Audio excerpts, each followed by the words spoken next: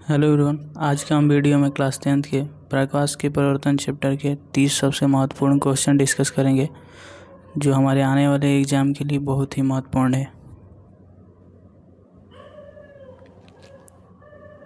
इसमें पहला सवाल है, आपतन कोण के बराबर होता है, यानी इनमें से कौन सा कोण आपतन कोण के बराबर होता है। इसका सही आंसर हो जाएगा ऑप्शन सी, परिवर्तन कोण। दूसरा नंबर सवाल है, दर्पण की सतह पर खींची गई अविलंब रेखा होती है। इसका सही आंसर हो जाएगा ऑप्शन बी, सतह के लंबवत।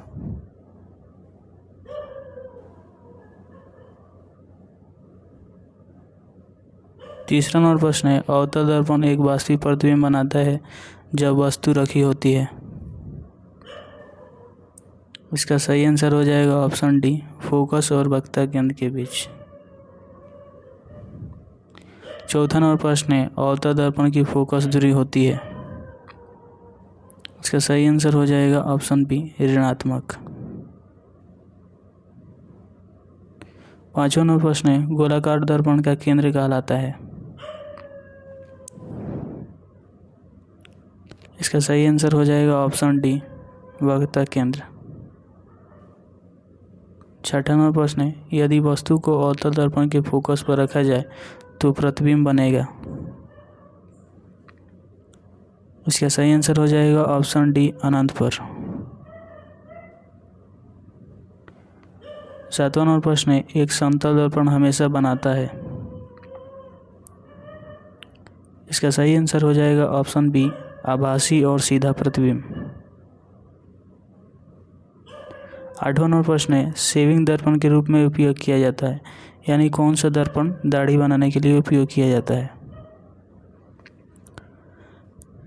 इसका सही आंसर हो जाएगा ऑप्शन सी, अवतल दर्पण। नौवां नंबर प्रश्न है, उत्तल दर्पण द्वारा बना प्रतिबिंब हमेशा होता है। इसका सही आंसर हो जाएगा ऑप्शन बी, आभासी, सीधा और लघु। 10वां नंबर प्रश्न है, दर्पण का वक्रता त्रिज्या होती है। इसका सही आंसर हो जाएगा ऑप्शन बी, फोकस दूरी का दुगुना। इसलिए हम फार्मूला लिखते हैं R बराबर 2F या F बराबर R/2। ये दोनों फार्मूला आप लोग याद कर लीजिएगा, ये बहुत ही महत्वपूर्ण है। 11 नंबर प्रश्न है, यदि वस्तु को अवतल दर्पण के वक्रता केंद्र पर रखा जाए तो प्रतिबिंब बनेगा। इसका सही आंसर हो जाएगा ऑप्शन सी, वक्रता केंद्र पर।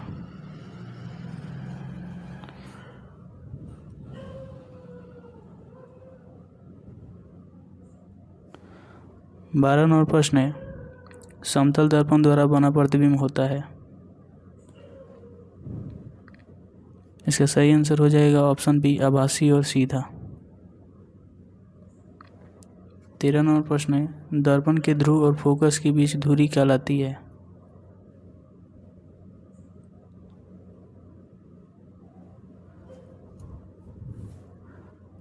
इसका सही आंसर हो जाएगा ऑप्शन सी, फोकस दूरी।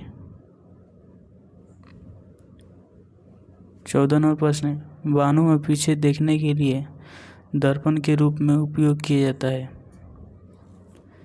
यानी साइड मिरर के रूप में कौन सा दर्पण उपयोग किया जाता है।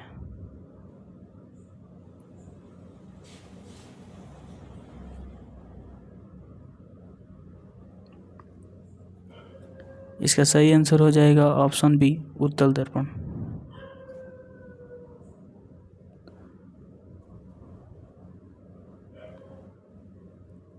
पंद्रह नंबर प्रश्न है, अवतल दर्पण से परिवर्तित होने के बाद समानांतर किरणें जहां मिलती है उसे कहा जाता है। इसका सही आंसर हो जाएगा ऑप्शन बी, फोकस।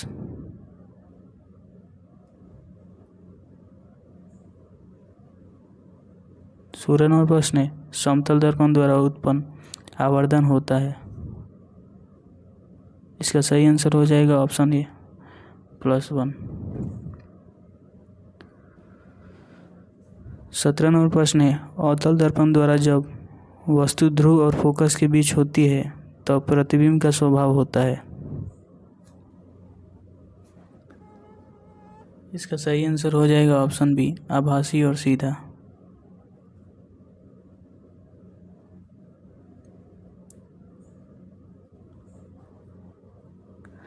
18वां प्रश्न है, अवतल दर्पण के लिए यदि वस्तु की दूरी फोकस की दूरी से कम है तो प्रतिबिंब होगा। इसका सही आंसर हो जाएगा ऑप्शन बी, आभासी और सीधा। 19 नंबर प्रश्न है, कौन सा दर्पण हमेशा आभासी प्रतिबिंब बनाता है चाहे वस्तु की स्थिति कुछ भी हो। इसका सही आंसर हो जाएगा ऑप्शन सी, उत्तल दर्पण।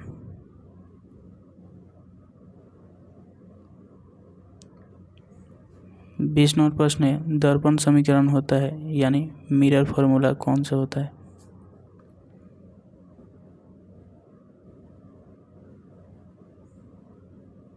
इसका सही आंसर हो जाएगा ऑप्शन ए, 1/f बराबर 1/v प्लस 1/u। 21 नंबर प्रश्न है, यदि दर्पण का आवर्धन -2 है तो प्रतिबिंब होगा। इसका सही आंसर हो जाएगा ऑप्शन बी, वास्तविक और उल्टा। 22 नंबर प्रश्न है, उत्तल दर्पण द्वारा बना प्रतिबिंब का स्थिति क्या होता है।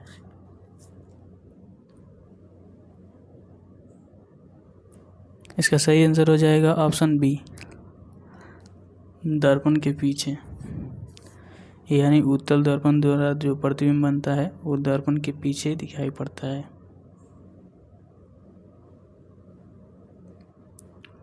23 नंबर प्रश्न है, यदि वस्तु को अवतल दर्पण के निकट लाया जाए तो प्रतिबिंब क्या होगा। इसका सही आंसर हो जाएगा ऑप्शन ए, दर्पण से दूर चलेगा।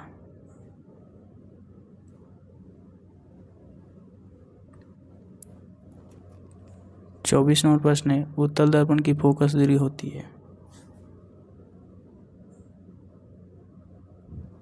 इसका सही आंसर हो जाएगा ऑप्शन ए, धनात्मक यानी पॉजिटिव होती है। 25 नंबर प्रश्न है, जब वस्तु अनंत पर हो तो अवतल दर्पण द्वारा बना प्रतिबिंब होता है।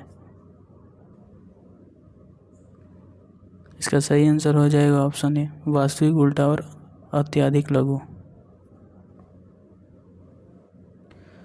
26 नंबर प्रश्न है, अवतल दर्पण एक आभासी प्रतिबिंब बनाता है जब वस्तु रखी होती है। इसका सही आंसर हो जाएगा ऑप्शन सी, फोकस और दर्पण के बीच। 27 नंबर प्रश्न है, दर्पण की प्रमुख अक्ष है। इसका सही आंसर हो जाएगा ऑप्शन डी, ध्रुव और फोकस से गुजरने वाली रेखा। 28 नंबर प्रश्न है, यदि वस्तु को अवतल दर्पण के ध्रुव पर रखा जाए तो प्रतिबिंब होगा। इसका सही आंसर हो जाएगा ऑप्शन बी, आभासी और सीधा। 29 नंबर प्रश्न है, उत्तल दर्पण द्वारा उत्पन्न आवर्धन हमेशा होता है। इसका सही आंसर हो जाएगा ऑप्शन ए, ज्ञानात्मक और 1 से कम।